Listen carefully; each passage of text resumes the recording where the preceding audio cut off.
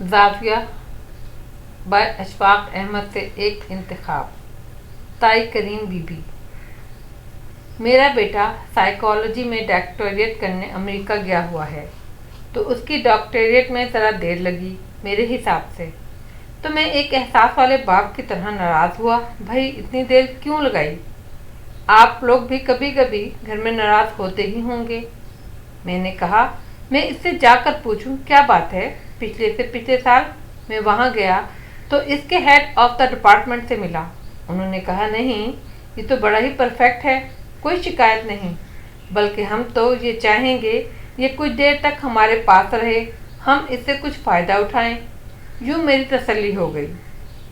University से घर जाते हुए मैं इसकी कार में बैठा और वो कार चला रहा था। हमारी गाड़ी से आगे एक और शख्स गाड़ी ले जा रहा था। वो बड़ा आहिस्ता आहिस्ता चला रहा था और हिचकोले भी खा रहा था। तो मैंने अपने बेटे से कहा कि हारन बजाओ, इसको एक तरफ करो। उसने कहा, अब्बू मैं अभी कुछ बंदोबस्त करता हूँ। तो मैंने कहा, भाई आप इसको हारन दे। कहने लगा, अब्बू यहाँ हारन देने का रिवाज नहीं है। मैंने कहा, ये साइलेंट डोन है क्या? ये तो वीराना है। उसने कहा, बस हारन नहीं देते।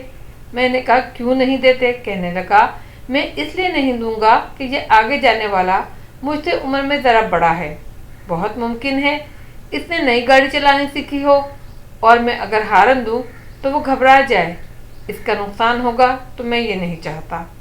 मैंने कहा, दफ़ा कर, इसका नुकसान होता है तो हो, तुम्हें क्या, हारन बजाओ और इसको हटाओ। कहने लगा, नहीं मैं माफ़ी चाहता हूँ अब्बू, ये ज़रा सा मुश्किल है, मैं ये इसलिए नहीं कर सकता कि ये मेरा कोलीग है। ओह, मैंने कहा, अच्छा, क्या ये यूनिवर्सिटी में तुम्हारे साथ पढ़ता या पढ़ाता है? उसने कहा, नहीं, ना पढ़ता है ना पढ़ाता है। मैंने कहा, ये तुम्हारा क्लास फेलो है? उसने कहा, नहीं अब्बू ये मेरा क्लास फेलो नहीं, बल्कि ये मेरा रोड फेलो है।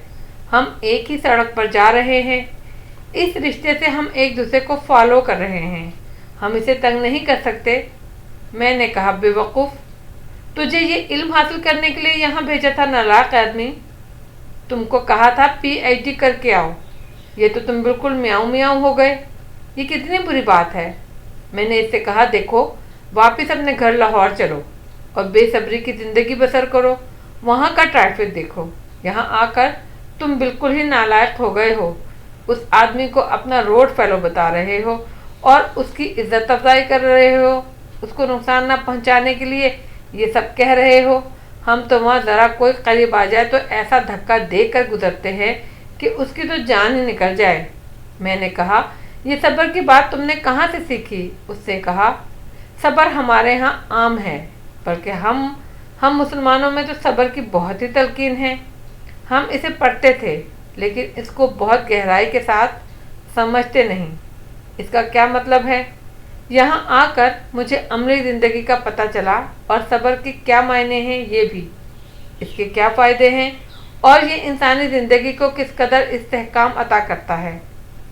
ये बात बार बार दोहराई जाती है कि अल्लाह जो है वो आप उस पर पूरा भरोसा रखें और अल्लाह जो है वो आपके हर मसले को हल करने के लिए आपके खालिक के तौर पर मौजूद है। अल्लाह की रहमत से कभी मायूस नहीं होना चाहिए। जब तक आपके हाथ में सब्र की डोरी होगी, उस वक्त तक आप ला तक़नतू के मायने नहीं समझ सकेंगे। मैंने कहा, भाई ये तो कितनी अजीब बातें कर रहा है। मैं दीन के बारे में इतना गहरा मुताला नहीं रखता जितना कि तू मुझसे बात कर रहा है। मैं तो चाहता हूँ अमल हो, तेज़ी हो, आगे बढ़ने के लिए कुछ करना चाहिए। उसने कहा, एक आयरन होती है, आयरन जिसे के एनविल कहते हैं, जिसके ऊपर लोहा रख कर कूटते हैं, तो वो बेबस कर देने का सबसे बड़ा सिंबल है ना? उसने कहा, जब लोहार आयरन के ऊपर चीज़ों को कूटता है तो कई हथौड़े टूट जाते हैं, लेकिन आयरन अपनी जगह पर कायम रहता है। जब सब्र की उसने ये बात की तो मेरे जहन में अपने बचपन का एक वाक़या आया। मेरे गांव में एक ताई थी। ताई मेरी असली तो ना थी, लेकिन गांव की ताई सबकी ताई होती है। जब मैं 8वीं में हुआ तो मैं अपनी ताई से अच्छे तरीके से मिला।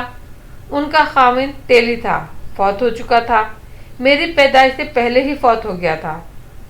جس وقت تایا فوت ہوئے اس وقت تائی کی عمر کوئی 19 برس تھی۔ تائی کے 2 بچے تھے، ایک بیٹا اور ایک بیٹی۔ اس کے بعد اس نے کہا میں اپنی زندگی خود بناؤں اور ان دونوں بچوں کا بوجھ اللہ کے فضل سے ساتھ لے کر چلوں گی، لیکن کام مشکل تھا۔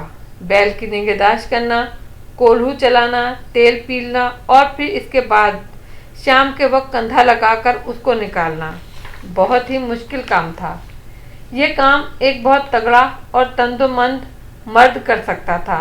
تو میں جب اس سے ملا تو وہ میرے لیے ایک ایسا کردار تھی جیسا کہ آپ ریڈرس رجسٹر میں عام طور پر پڑھا کرتے ہیں، the most unforgettable character of ever met. میں نے یہ دیکھا کہ تائی کے پاس ایک چھوٹی سی رنگین سی پیڑھی تھی، وہ ہر وقت اس کو اپنے ساتھ رکھتی تھی۔ بیل کے پیچھے چل رہی ہے تو پیڑھی اس کے ہاتھ میں ہے، کھانا پکا رہی ہے تو پیڑھی اس کے ساتھ میں ہے، رنگین سی، بڑی خوبصورت سی، کوئی بھی کام کر رہی ہے تو پیڑھی ساتھ ساتھ، وہ اس کو ہر وقت اپنے قریب ترین رکھتی تھی۔ میں نے کبھی اس کے بارے میں اس سے نہیں پوچھا، لیکن میں اس سے متاثر ضرور تھا۔ یہ ایک نئی طرز کی چیز تھی جو اس نے بڑی احتیاط سے اپنے پاس رکھی ہوئی تھی۔ ایک دن جب وہ مجھے ساگ اور روٹی دینے لگی اور اپنے قریب رکھی پیڑھی پر بیٹھنے کو کہا تو میں اس پیڑھی پر بیٹھنے لگا۔ تو اس نے کہا نہیں نہیں پت، اس کے اوپر نہ بیٹھنا، دوسری 2 پڑی ہیں، ایک چھوٹا موڑا بھی ہے۔ تو میں نے کہا تائی اس کے اوپر کیوں نہ بیٹھوں؟ اس نے کہا یہ بڑی ہی ادب والی پیڑھی ہے۔ کہنے لگی جب تیرا تایا فوت ہوا میں 19 برس کی تھی، بیوہ تھی، ایک لڑکی سی تھی، تو میرے اوپر مشکلات کا ایک پہاڑ ٹوٹا۔ میرے گاؤں کے ایک مولوی صاحب نے کہا کریم بی بی فکر نہ کرنا، اللہ جو ہوتا ہے وہ صبر کرنے والوں کے ساتھ ہوتا ہے، ان اللہ مع الصابرین، اگر تو صبر کرے گی تو اللہ تیرے ساتھ ہوگا، اور اللہ سے بڑی کمپنی کس کی ہو سکتی ہے بھلا؟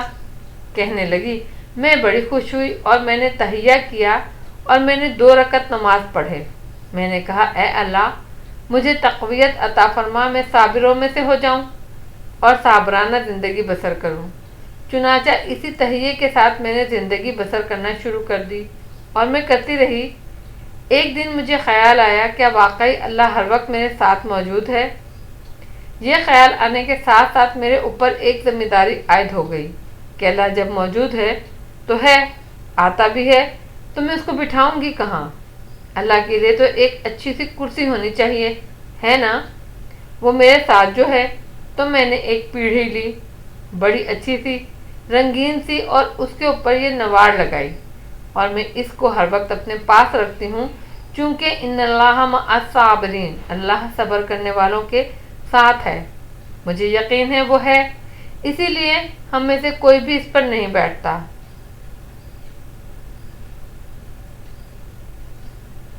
جب میں نے یہ دیکھا کہ صبر کی ایک کہانی میرے سامنے ہے، میری زندگی کے درمیان سے ہو کر گزری ہے، تو پھر مجھے خیال آیا یہ جو میرا بیٹا ہے یہ ٹھیک کہتا ہے اور اس کی یہ بات وزن رکھتی ہے، لیکن میری زندگی کی تربیت کچھ اس انداز سے ہوئی تھی کہ دبا دب چھتی، وہاں جلدی ترقی کرنے کی خواہش کرنا، زیادہ اوپر چڑھنے کی کوشش کرنا، اور وہ استحکام اور وہ خوبی نہیں ملتی جو انسان کا ترائے امتیاز ہونا چاہیے۔